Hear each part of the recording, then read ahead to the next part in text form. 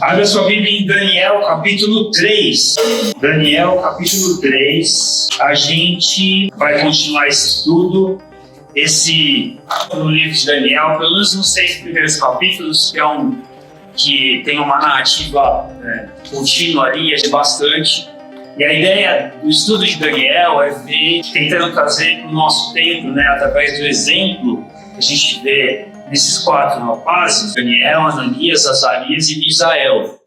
Normalmente a gente fala Sadraque, Mesaque e Abednego, esses são os nomes babilônicos dele, mas através desses 4 rapazes, e é um rapaz mesmo, os desafios que a gente tem de colocar nossa fé em prática no meio de um mundo que sempre normalmente está na contramão daquilo que Deus espera do seu povo. E a gente já contextualizamos aqui, e a ideia aqui é entender que quando a gente coloca a nossa fé em prática e a gente permanece firme, mesmo que custe caro, Deus sempre manifesta a sua presença e a sua glória no mundo através da nossa fé. A gente viu isso nos primeiros 2 capítulos, quando a gente vê rapazes se posicionando com um desafio ali em relação à alimentação no capítulo 1 e o risco até alto em relação a isso. E aí Deus mostra, nossa, eles se posicionaram, eles fizeram do jeito certo, e o resultado foi bom, e glórias a Deus. E tá aqui, foram exaltados, foram tidos como homens sábios, como ficaram na corte do rei.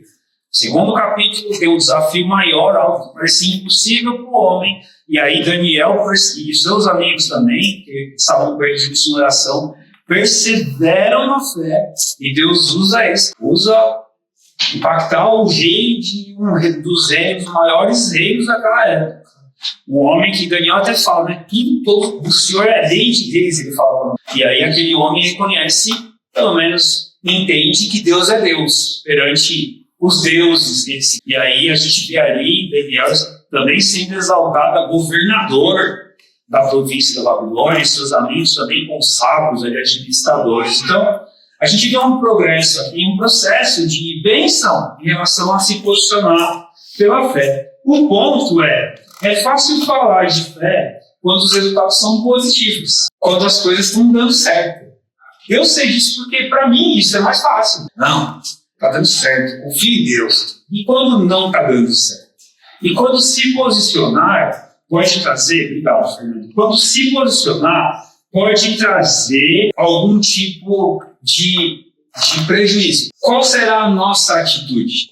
Quando se posicionar em relação à nossa fé, vai trazer algum tipo de dano. Porque quando o Sarau pregou, e sou muito feliz nisso, ele estava lidando ali com situações do tipo, eu posso ter um benefício ou não, e se eu não tiver, ok também. É claro que eu também tinha o fato de eu não conseguir o que eu quero, também é ruim para mim, mas aí o foco era mais no sentido de eu não vou aceitar as coisas do mundo, eu vou buscar as coisas de Deus. Aquilo que parece que é bom por algo que é melhor. E quando trocar aquilo que parece que é bom por algo que momentâneo, na pele, a gente vai sentir que não é tão bom assim, qual é o nosso posicionamento? É isso que a gente deve refletir. Eu já vivi situações assim no trabalho, bastante, já compartilhei aqui, mas teve uma vez na minha vida que aconteceu uma coisa em que eu tive que tomar uma decisão que custou muito caro. Eu estava na faculdade, a primeira faculdade que eu fiz foi na área de sistemas, e eu tinha que entregar um trabalho, o famoso TCC, trabalho de conclusão de curso. Você vai ter que usar tudo que você estudou nos anos da faculdade para entregar aquele trabalho. E no meu caso, a análise de sistemas é aqui, a formação. E aí a gente tinha que entregar um software, entregar um programa para fazer gestão de escolas. Você vai gastar bom? Que hoje tem um negócio super legal aí. Na época da nossa era super simples, mas funcionava. E a gente escreveu, porque tem que escrever um monte de coisa, e no final a gente teve que entregar o programa pronto, instalado no computador, para o professor ir lá e mexer no programa, e a avaliação era baseada nisso. Metade da nota era isso. Metade da nota. E aí, tudo bem. E a gente foi fazendo, e aquele negócio trabalha, estuda, Que é isso? Não tem tempo. Eu sei que chegou na reta final dos últimos 2 anos, toda madrugada. Então, sabe o que eu estou falando? Toda madrugada lá, e não sei o que, acordava cedo, ia pro trabalho e tudo. E tá bom. Hoje em dia, só vive na modernidade, você salva tudo na nuvem. Fica nada no seu computador. Mas naquela época, a internet era até estável, gente. Então não tinha como salvar na nuvem. Então não tinha isso. Não tinha como guardar em outro lugar. E aí, a gente estava fazendo tudo no meu computador. Eu era o principal desenvolvedor. E aí o meu computador deu um problema. E a gente fazia o que chama de backup, né? Que é uma cópia para guardar a área de segurança. Só que no último mês, a coisa estava tão... que o último backup tinha 1 mês e meio atrás. E no último mês a gente tinha feito quase tudo. Isso acontece 4 dias, 5 dias mais ou menos antes da apresentação. O que a gente faz? Aí eu fui lá e tentei achar os backups, eu achei um backup lá, e aí tava lá, só que eu falei pros caras, ó, esse backup aqui é de quase 2 meses atrás. Mais da metade do que a gente fez não teria aqui. Então a gente não tem um programa. Aí os meus amigos, a gente era 5 pessoas, aí eles falaram assim, cara, vamos comprar um sistema. Vamos comprar. Ah, tem um monte de gente que faz os programas. Os caras já tá tudo pronto pra gente, e a gente lá entrega, deve ter aí, né? Hoje tem, imagina na galera. E aí eu cheguei e olhei pra eles assim, e tinha um amigo meu que até era da igreja do grupo aí. Eu falei, não, gente, a gente vai ser expulso da faculdade, não vai poder pegar o diploma, assim, aí eu estudei. Não, cara, a gente faz de um jeito. Eu falei, não, cara, não pode, isso é errado. Mas a gente não vai tirar o problema da faculdade. Pô, a gente que não fez direito. A gente não pode cometer um crime, porque a gente fez alguma coisa errada. Mas eles falam, mas a gente vai se prejudicar, a gente vai tirar nota baixa, como é que a gente vai fazer? Aí depois vai ter que tentar fazer o outro, uma coisa assim, vai ter que pagar mais. Eu falei, a gente vai ter que assumir o ano disso aí. E aí a gente ficou uma semana, porque uma semana era para entregar o negócio. Ficou um dia, uma madrugada discutindo. E aí eu falei para eles assim, não, cara, é o seguinte, se for para fazer assim, eu saio do grupo, eu faço alguma coisa sozinho, e vocês fazem o que vocês quiserem. E eu não vou fazer isso, tá errado. Não vou. Aí eles viram que eles vão precisar de mim para fazer o que dava pra fazer. Aí eles falaram assim, não, então tá bom, então mas você consegue? Vocês fazem todo o resto e eu vou ficar todas essas noites sem dormir, vai virar alguma coisa. Eu vou pagar o preço disso. Fiquei 4 noites sem dormir. Abaixo até hoje para isso. Com banho e café. E aí, tá bom. E fui lá e terminei 80% em 4 noites. E eu não consegui fazer só uma parte. Aí fomos apresentando o nosso trabalho, a parte teórica, estava muito bonito. Não tinha a parte principal. Né? Aí a gente mostrou as telas, aí antes de começar, eu falei, eu vou assumir isso aí, eu vou falar. Eu cheguei na frente da banca, a gente, e falei assim, professores, vocês estão aqui prontos para ouvir e para receber um trabalho pronto. Só que nós falhamos e a gente perdeu o trabalho e a gente refez no prazo que a gente tinha e os documentos estão ali, escritos, impressos, mas o software que a gente vai apresentar não está completo e a parte que vocês vão acessar não está pronta. Aí os documentos, né? Então vocês pensaram que não tinha nada pronto. E aí, quando eu fui lá e abri o software, bonito, tudo, eu sou designer de trabalho, de carreira, então eu fiz a cara dele é muito bonitinha, né? Confesso que era bem a cerejinha do bolo, mas o principal era o... E aí eu mostrei para ele na parte do relatório, eu falei, essa é a parte que não tem. Não, tá bom, a gente entregou um trabalho, não estava completo, e a gente tirou a segunda maior nota. Mas não por causa do nosso mérito. Aí eu entendo que Deus foi generoso com a gente. Mas o ponto é difícil se posicionar nessa hora que o preço para pagar é muito alto. E eu não estou falando que eu sou um cara perfeito, mas essa foi uma experiência boa. E é difícil tomar essa decisão, e eu reconheço. Eu sei porque eu tenho certeza que outras vezes na minha vida que eu podia ter me posicionado também, as coisas eram até mais simples e eu não me posicionei. E eu sei que o que eu estou falando aqui não é algo de outro mundo para você. Eu sei que em áreas diferentes, você tem desafios diferentes do que os meus, mas que vão cair no mesmo bacia, que é eu tenho que me posicionar e tomar uma decisão que pode me prejudicar sim ou não. E eu tenho que lidar com isso. A gente vai ver hoje a história de 3 rapazes que viveram isso numa das escalas máximas. Eu ia ficar sem uma nota, mas a gente vai ver 3 rapazes que iam morrer porque se posicionaram. Não era uma questão de opção, talvez, que a gente vê um pouquinho antes, a gente vê em relação à comida, a gente vai comer e a gente vai ficar melhor, vocês vão ver tudo. E assim, tinha um risco lá, mas é certo, você vai comer melhor, você vai ficar mais saudável. É certo isso. A questão de Daniel, aí também era algo mais profundo, mas era um processo, talvez Deus estivesse preparando eles para esse momento, que é algo que parecia impossível, eles confiaram em Deus, colocaram o joelho no chão e revelou o sonho para Daniel, e aí ninguém morreu. E ok, a gente vê isso. Mas aqui, na história que a gente vai ver, não tinha muita essa opção. Todos nós somos tentados a se curvar diante de algo que parece ser mais forte que a gente, e se a gente não fizer aquilo vai nos prejudicar. Todos nós somos levados a isso. E aí, por medo, por conta da opinião dos outros e por um sentimento de defesa, de sobrevivência, a gente é tentado. Será que eu vou mesmo fazer isso ou vou me curvar a isso? Será que eu vou me curvar a possibilidade de comprar um trabalho para eu não ter que passar noites acordado por causa de um erro meu? Ou eu vou buscar esse conforto de não sofrer as noites acordado e não ter uma nota baixa? E esse é o tipo de decisão que a gente tem que tomar. E não tem como fugir disso, porque nós estamos imersos num mundo que vai contra o padrão ideal que Deus está pedindo para a gente. E assim, desculpa, não tem como a gente escapar disso e a gente nem deve escapar. Eu estava lendo um livro estudando sobre esse texto, e o Herbert Campos, ele usou um exemplo bem bacana em relação a isso, inclusive refletido nesse texto que a gente vai ler agora. Que ele fala assim: nós somos como uma canoa. Uma canoa, ela tem que estar na água. Não tem propósito para uma canoa se ela estiver na terra. Na terra, uma canoa não vale muita coisa, é um pedaço de madeira. Ela só funciona, ela só cumpre o propósito dela na água. E nós somos como essa canoa. E talvez o sistema do mundo, a forma do mundo pensar que é contra Deus, é toda a água à nossa volta. Ela sempre vai estar lá. E para a gente ter propósito, cumprir o nosso propósito, realmente faz parte disso, faz parte desse contexto. Não, a gente devia sair da água e ficar na terra, no sentido de ficar bom. Mas o problema é quando a gente deixa a água, a água tem que estar em volta da canoa, mas nunca dentro da canoa. O padrão do mundo, de conforto, de famosa no Brasil, tinha aquela, quase não ouço mais hoje, mas quando eu era mais jovem, a gente falava muito isso, a lei de Gerson, de ter vantagem nas coisas, de não sofrer com as coisas, de não sofrer as consequências, mas conseguir tirar uma vantagem daquilo. Esse tipo de coisa é a água, e o mundo pensa assim.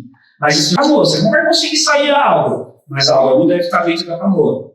E é isso que a gente está vendo, o desafio desses rapazes aqui. E a pergunta é: a gente vai deixar a água entrar para ficar mais confortável? Mostrando que, no exemplo, inclusive, se a água entra na canoa, não fica mais confortável, mas a gente deve entender isso. Daniel 3 vai nos mostrar que a gente precisa pagar o preço da nossa fé de forma prática e vai mostrar que há uma presença real de Deus, mesmo quando a gente sofre as consequências de pagar o preço da nossa fé.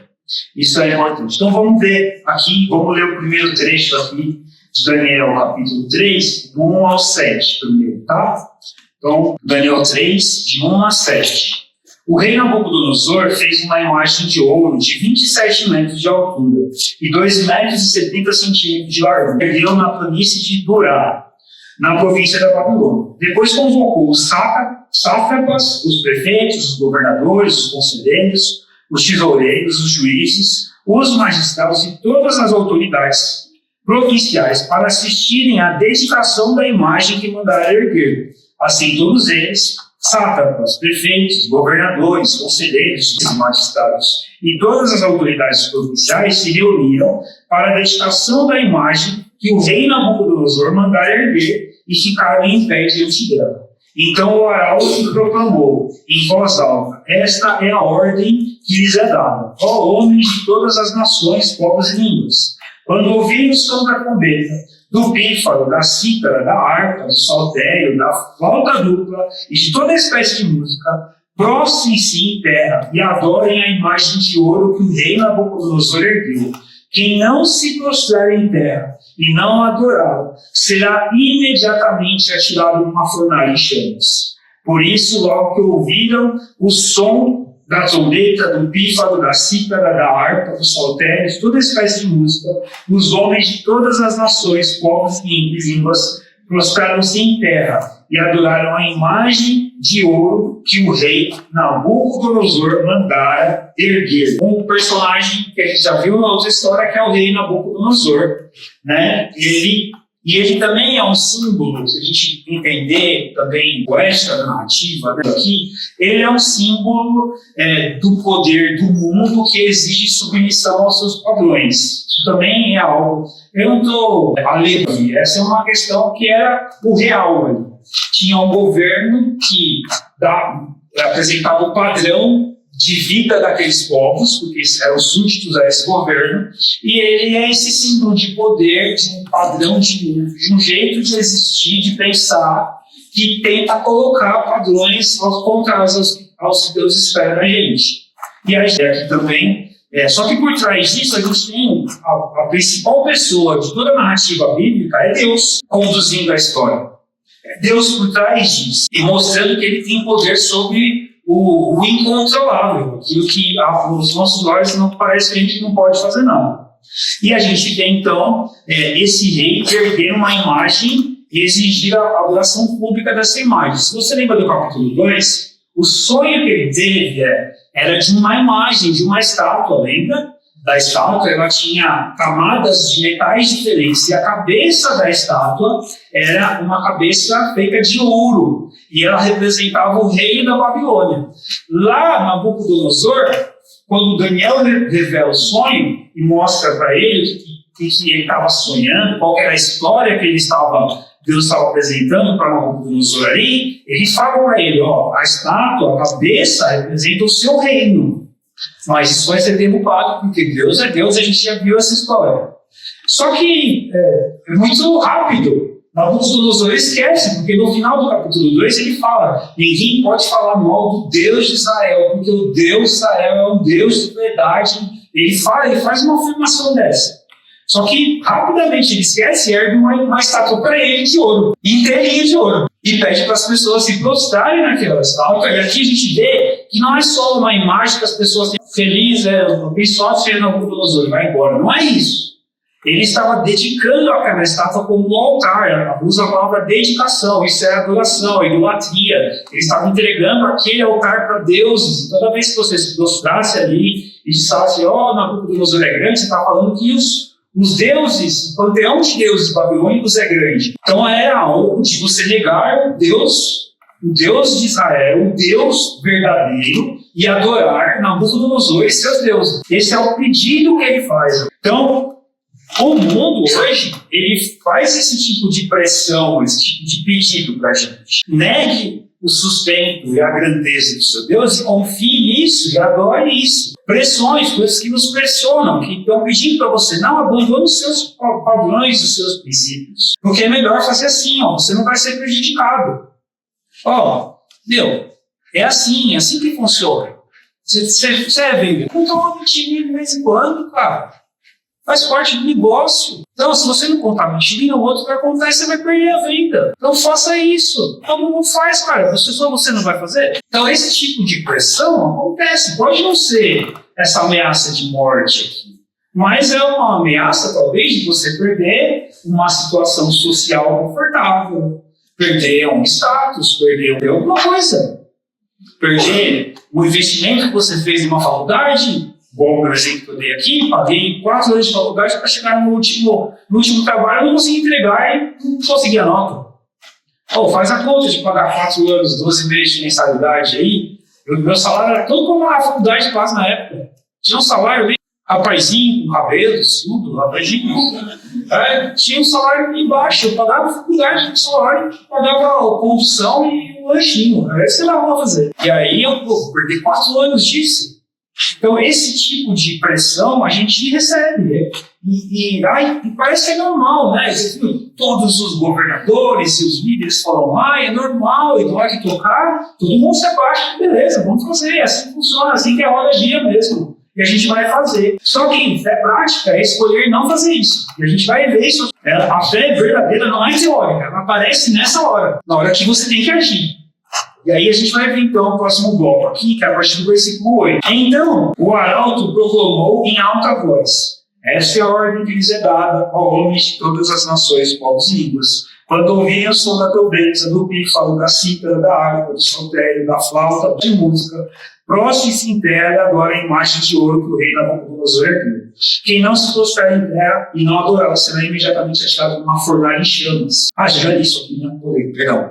Nesse momento, alguns astrólogos se aproximaram e denunciaram os judeus, dizendo ao rei Nabucodonosor: ó rei, vive. Tu emitiste um decreto, ó rei, ordenando que todo aquele que ouvisse o som da trombeta, do pífaro, da cítara, da harpa, do saltério, da flauta dupla, de toda espécie de música, se prostrasse em terra e adorasse a imagem de ouro. E que todo aquele que não se prostrasse em terra e não a adorasse, seria atirado numa fornalha em chamas. Mas há alguns judeus que nomeaste para administrar a província da Babilônia, Sadraque, Mesaque e Abednego, que não te dão ouvidos, ó rei.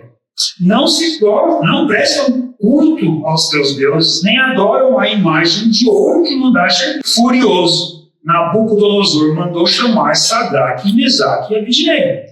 E assim eles foram conduzidos à presença. Eles disse: é verdade, Sadraque, Mesaque e Abednego, que vocês não prestam culto aos meus deuses, nem adoram a imagem de ouro que mandei. Pois agora, quando vocês ouvirem o som da trombeta, do pífaro, da cítara, da harpa, da flauta dupla e de toda espécie de música, se vocês se dispuserem a prostrar-se em terra e adorar a imagem que eu fiz, será melhor para vocês. Mas se não adorarem, serão imediatamente atirados numa fornalha em chamas. E que Deus poderá livrá-los das minhas mãos. Sadraque, Mesaque e Abednego responderam ao rei: ó Nabucodonosor, não precisamos defender-nos diante de ti. Se formos atirados na fornalha em chamas, o Deus a quem prestamos culto pode livrar-nos. E ele nos livrará das tuas mãos, ó rei. Mas se ele não nos livrar, saiba, ó rei, que não prestaremos culto aos teus deuses, nem adoraremos a imagem de ouro que mandaste erguer. Desse trecho, os versículos 17 e 18 são a chave para você entender o capítulo inteiro. Porque é exatamente aqui que esses três rapazes colocam a sua fé em prática. E é muito interessante que o argumento deles em relação a isso. Porque eles dizem assim: o rei, é o seguinte, se a gente não fizer o que você está pedindo, e você jogar a gente lá nas fornalhas, na fornalha em chamas, não tem problema, porque nós confiamos no Deus que pode livrar a gente. Só que isso não é garantia. Eles não falaram isso, mas a gente sabe. Tanto não é que eles falam assim: e se não livrar? Tudo bem, mesmo assim a gente não vai fazer. Colocar a fé em prática envolve aceitar pagar o preço disso. Nem sempre vai dar certo. Nem sempre vai ser o resultado, porque coloca o pé na água que vai abrir o mar vermelho. Nem sempre vai abrir. Nem sempre bater na rocha vai sair água. Nem sempre as coisas vão ser da forma que a gente tem expectativa, que a gente cria expectativa. Aliás, se você ler a Bíblia com calma, você vai ver que os milagres não são uma constante. No Antigo Testamento, a gente tem momentos em que a gente tem milagres acontecendo, e a gente parece que o Antigo Testamento inteiro é só milagre, né? É só uma coisa extraordinária, mas não. É o povo saindo do Egito, indo para a Terra Prometida, tem vários anos. Depois a gente tem com os profetas, ali mais Elias e Eliseu, num ápice de milagres, coisas extraordinárias acontecendo. Mas nem sempre, em todo o tempo, é só o extraordinário. A maioria do tempo é as coisas não estão dando certo, Deus salva a gente, Deus resgata a gente. Deu ruim aqui, perdi tudo. Por que eu perdi tudo? A gente vê jogos, serviços, as coisas extraordinárias não acontecem o tempo todo. E há um tipo de posicionamento aqui que mostra uma fé que aceita Deus. Como Jó fala no capítulo 1 de Jó, que eu acho muito importante. Depois ele se perde ali na justificação, mas no começo, quando a mulher dele está reclamando, ele fala para ela assim: a gente vai agradecer a Deus só quando vem coisa boa, tem que reconhecer que Deus está agindo quando vem coisa ruim também. Isso é colocar a fé em prática. Entender que eu tenho um Deus que está no controle e o que importa é a glória dele, não o meu conforto. Nem sempre eu vou ter o meu conforto, mas ele sempre tem que ter a glória dele. Nem sempre as coisas vão ser do meu jeito, mas ele sempre tem que ser glorificado. E mesmo que as coisas não sejam do meu jeito, no final ele tem que ser glorificado. Porque ele é Deus. E ele merece toda a honra e toda a glória em todo o tempo. Porque a história, que é muito maior do que o meu TCC, é sobre ele receber glória, não eu ter conforto na minha nota na faculdade. E é esse entendimento que a gente tem que ter. Uma fé madura, confia em Deus, não nos resultados.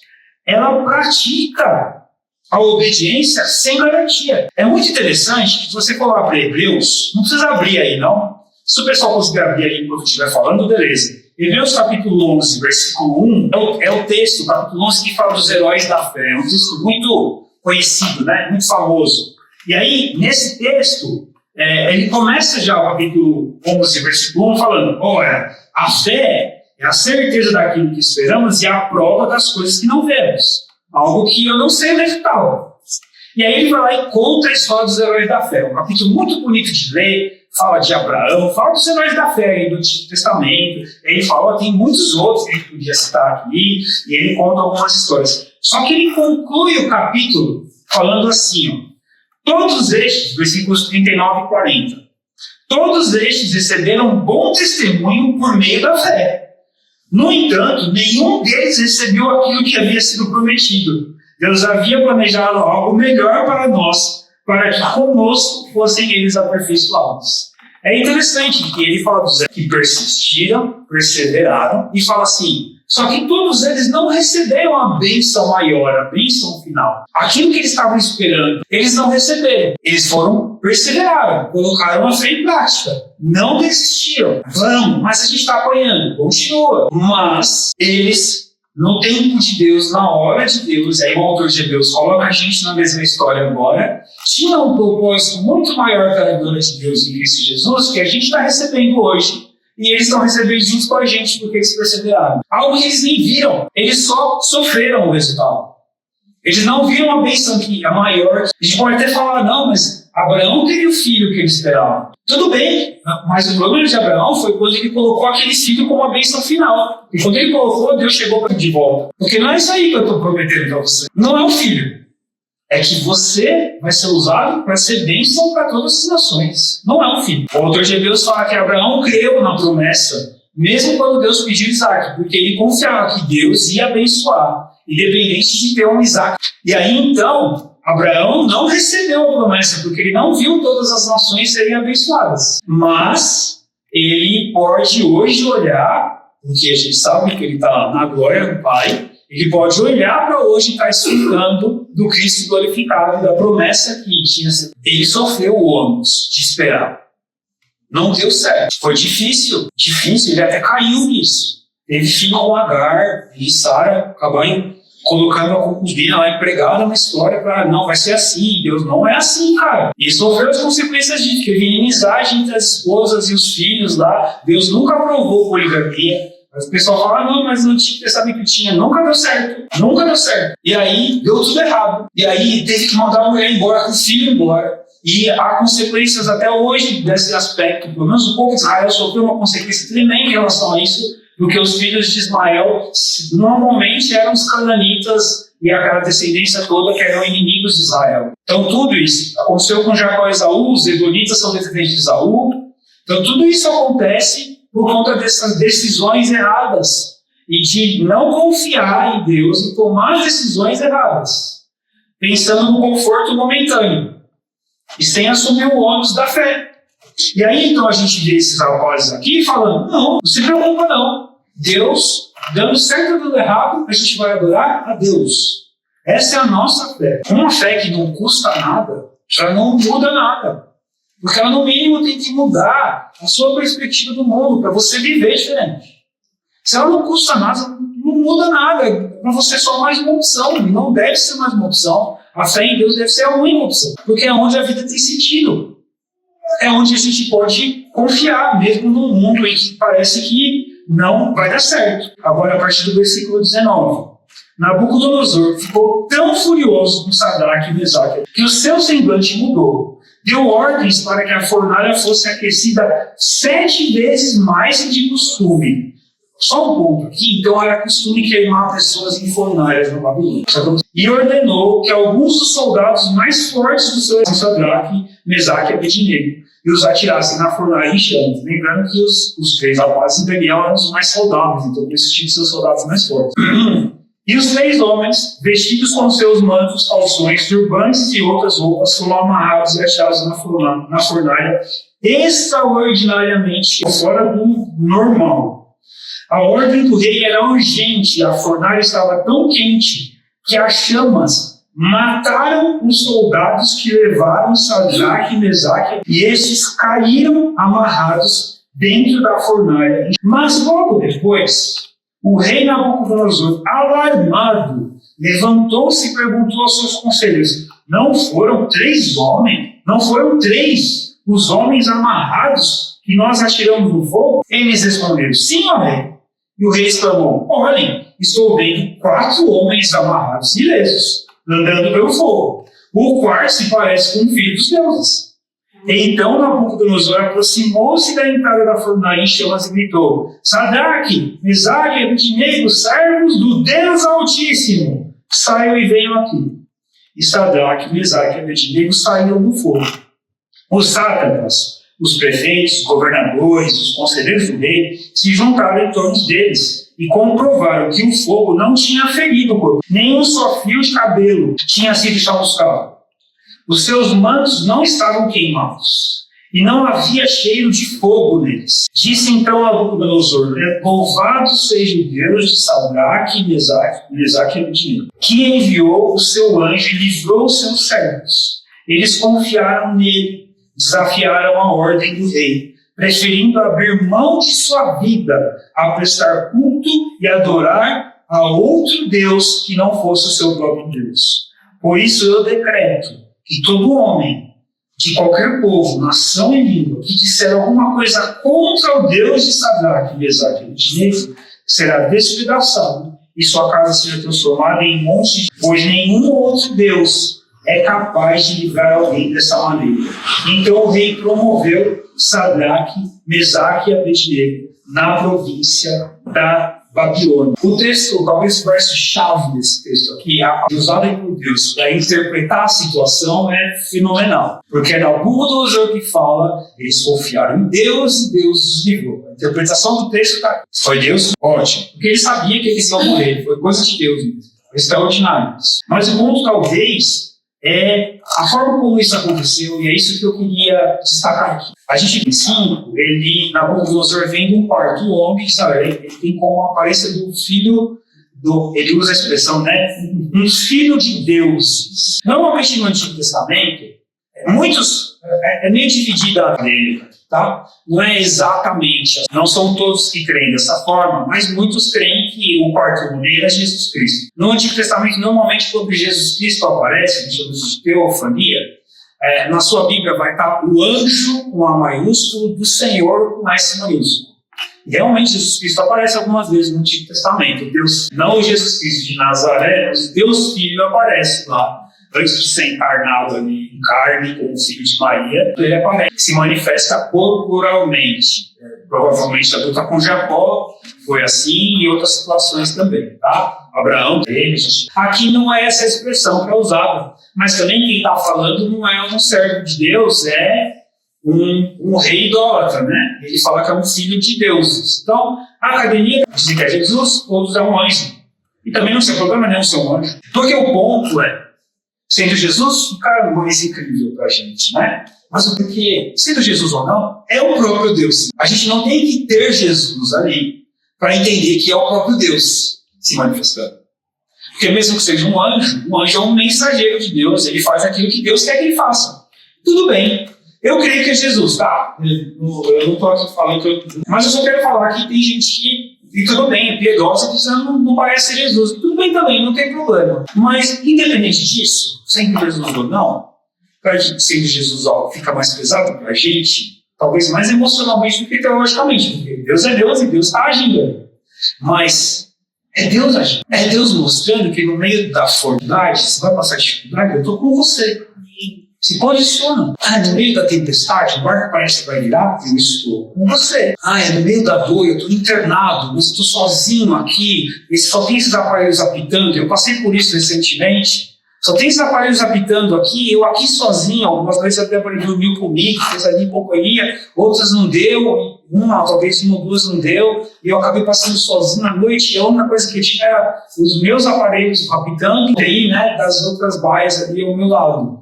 E parecia que eu estava sozinho, mas Deus estava ali. E eu quero te falar, e é verdade isso, no meio da sua dor, da hora que você vai se posicionar e vai acabar pagando o preço da sua fé, Deus vai estar ali sempre. Mas eu vou perder alguma coisa, eu vou perder uma comissão, eu vou perder isso, eu vou perder aquilo. Deus dá comissão. Deus vai estar com você se você perder. Não tem nenhum problema. Sim, passar dificuldade ali. Mas a Bíblia não falou que a vida ia ser de conforto. A Bíblia falou que é Deus. A gente deve viver como um sacrifício vivo, santo e agradável a Deus. E essa é a nossa forma correta de adorá-lo. A palavra é sacrifício. Não.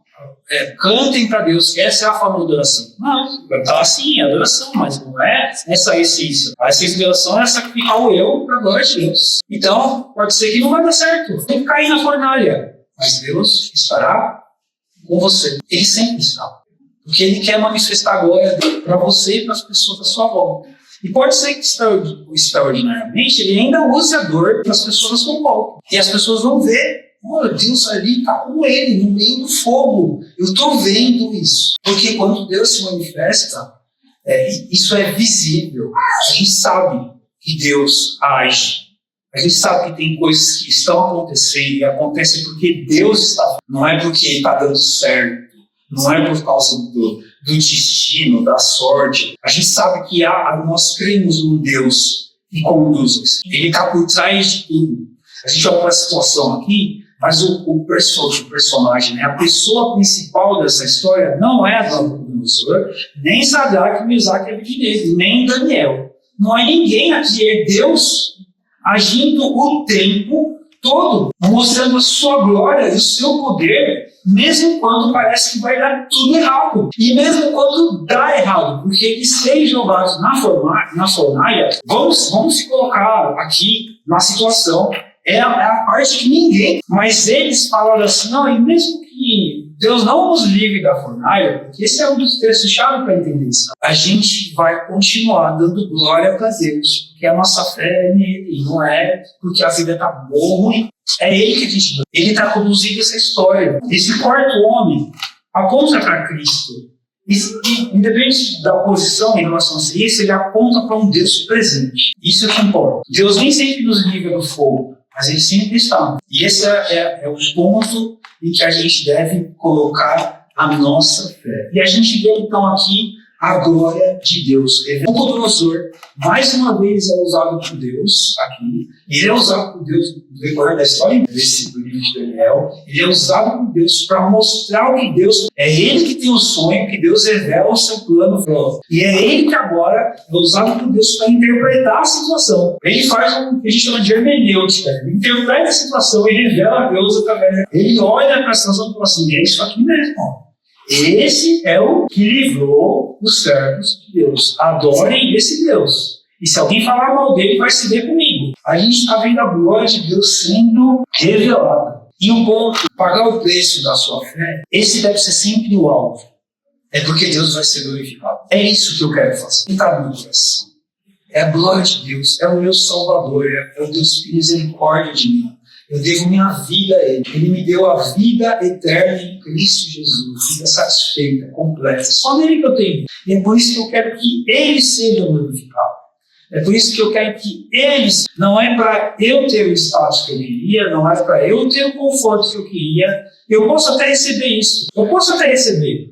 A gente está vendo aqui na história que, através dessas provas de fé, a gente está vendo Sadraque, Mesaque e Daniel sendo abençoados, sendo colocados em situações de conforto. Mas não importa, porque eu quero ver a glória de Deus. Eu quero ver Deus sendo revelado e alguém olhando para mim e falando, ó, esse aqui serve a Deus, porque no meio do fogo ele está confiando. Ele está sofrendo, mas ele sabe que Deus está com ele, Deus está com ele. E que a história não é sobre o meu, é isso que eu devo fazer. O que eu quero perguntar para você? O que te custa hoje permanecer fiel? Você vai ter que fazer essa conta. Talvez vai ter algum tipo de relacionamento, algum tipo de situação na sua vida que você vai ter que abrir mão disso. Se não for para evangelizar e só está te afastando de Deus, você vai ter que abrir mão disso. Tome cuidado com o tipo de relacionamento que você investe e insiste e você não está tendo a capacidade de fazer com que... E às vezes a gente eu vou falar de Jesus, mas está ali investindo naquela situação. Talvez o mais apropriado seja se afastar e orar, e se preparar, e se fortalecer, para então ser usado por Deus para abençoar aquela vida, porque hoje não está acontecendo nenhuma das duas coisas. E você está até se afastando de Deus. E abrindo mão da sua fé, praticando coisas de Deus para dar manutenção a uma relação. Pense nisso. Eu não estou falando para você se afastar de todo mundo. Estou falando para você administrar seus relacionamentos. Se você não tem conseguido ser usado para glorificar Deus e abençoar aquela vida, se afaste, ore, se prepare, vá preparado, para que senão você possa ser usado para que a pessoa conheça Jesus, não te afaste. Então, mas é um preço. Que hábitos você precisa abandonar? Quais são as coisas que você faz porque todo mundo faz? E você tem que lembrar da sua mãe já falou para você que você não... Então, quais são os hábitos que você tem que abandonar? Quais são as coisas que você tem que pagar o preço? Eu não posso mais viver isso aqui, não, porque toda vez que eu vou para esse comportamento, isso me afasta tremendamente. E é pagar um preço, mas é tão gostoso, eu gosto tanto disso. E agora, Deus pode te dar prazer, principalmente nele, que é onde você tem a maior fonte de prazer e satisfação. Então, é muito melhor estar bem com Deus e estar mal com alguém, com uma situação, do que o contrário. Não querer estar bem com alguém afastado de Deus. É a pior situação, porque ele é doador da vida, as outras pessoas não são. Ele é quem está controlando tudo e regendo tudo. As outras pessoas não são, elas são falhas. Ele é fiel, ele nunca mente, ele nunca desiste, ele nunca falha, ele não muda de ideia. As outras pessoas vão tomar cuidado com isso. Tem alguma oportunidade que você está aceitando, que ela está comprometendo a sua integridade? Uma comissão melhor, fazer uma venda sem a nota fiscal, fazer esse tipo de situação. Só dá para algumas das situações aqui que eu pegou, eu vou repetir algumas. As coisas que eu estou buscando para o meu conforto, porque eu não quero ser prejudicado, eu quero um status melhor, eu quero uma situação melhor, eu quero um cargo melhor no trabalho. O que está comprometendo a sua integridade? Que vai doer se você abrir mão. Mas você precisa fazer. Pagar o preço pode ser bem difícil, mas é justamente esse ambiente que Deus quer usar para amadurecer a sua fé. E aí tem um texto que eu quero terminar aqui, que é Tiago 1, versículos 2 a 4. Tiago 1, de 2 a 4. Tiago diz assim: meus irmãos, considerem motivo de grande alegria o fato de passarem por diversas provações, pois vocês sabem que a prova da sua fé produz perseverança. E a perseverança deve ter ação completa, a fim de que vocês sejam maduros e sem lhes faltar coisa alguma. É assim como Sadraque, Mesaque e Abednego, a gente não enfrenta as provações por falta de fé, mas por causa da fé. Porque Deus quer desenvolver a fé. Então ele vai colocar desafios para nos lapidar e nos ajudar a enxergar tudo que a gente está colocando no lugar dele. É o conforto? Tudo então, cara. E aí, você vai escolher o conforto ou o ânus de eu ser? E aí, então, isso acontece. E aí é no fogo, é naquela dificuldade que a fé age através da perseverança e vice-versa, é um ciclo ali. E aí, então, nessa confiança, essa pressão mola a nossa maturidade. E assim, então, ele fala de interação complexa, que é até o final, para você receber o bônus daquilo, que é a sua maturidade. Então, a gente deve sim perseverar nos momentos de dificuldade, porque é isso que Deus quer para que a sua vida amadureça. Não fuja do custo da obediência. Tiago está ensinando para a gente aqui que a avaliação é o ambiente da maturidade espiritual. E é isso que acontece com o Sadraque, Mesaque e Abednego. Eles tinham fé, essa fé foi testada e ela foi desenvolvida. E a gente está vendo ali homens que chegaram na hora e eram jovens, tá? E tão maduros falaram assim: pode jogar, Deus livrando ou não livrando, a gente aceita morrer por ele. Pode jogar no fogo, não tem problema. Ele pode livrar, mas se não livrar, a gente não vai se ajoelhar. Isso é fé madura demais. É não abrir mão. É abrir mão da própria vida para não abrir mão da glória de Deus. Isso é bem importante. Então, quando a pressão vier, permaneça inteiro. Não negocie a sua fé. Lembre que a perseverança e a fé é forjada justamente no fogo da provação. Confie em Deus que está trabalhando em você. E ele não permite, ele não pode até permitir, mas ele vai estar contigo dentro do fogo, tá? É isso que a gente deve fazer.